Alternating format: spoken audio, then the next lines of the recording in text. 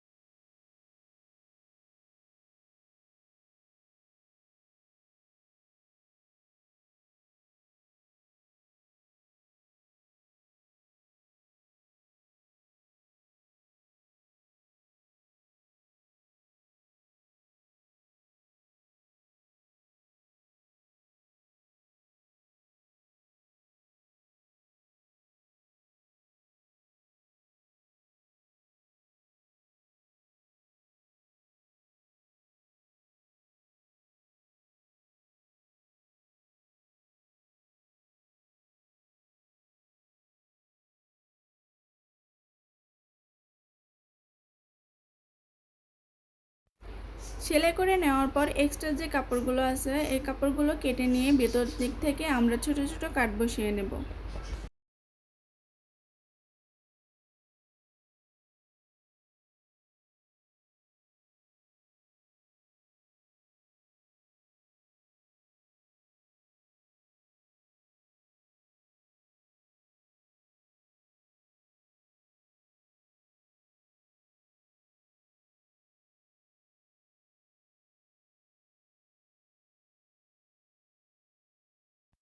তো এখানে দেখতে পাচ্ছ আমি ডিজাইনটি তৈরি করে নিয়েছি আর আয়রন করেও নিয়েছি। জর্জেট কাপড় হলে অবশ্যই আয়রন করে নিতে হবে, সুতি কাপড় হলে আয়রন না করলেও সমস্যা নেই, তবে আয়রন করে নেওয়াটাই ভালো।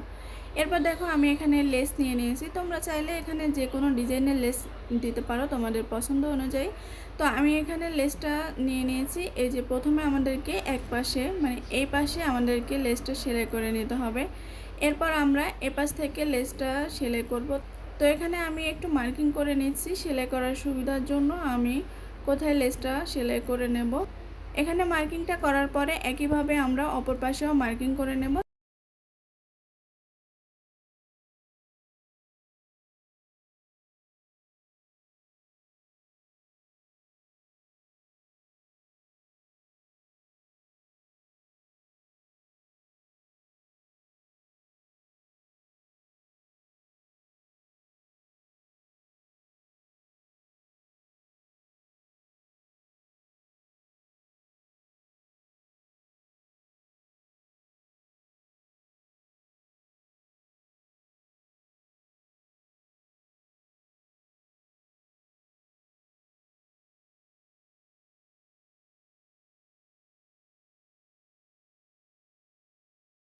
তো দেখো আমি এখানে এক পাশে লেস লাগিয়ে নিয়েছি এবং অপর পাশে কিভাবে লেস লাগাতে হবে সেটা তোমাদেরকে দেখিয়ে দিচ্ছি। তো আমি যেভাবে দেখিয়েছিলাম লেসটা কিভাবে সেলাইটা করবে তোমরা, তো একইভাবে কিন্তু আমি এখানে সেলাইটা করে নেব।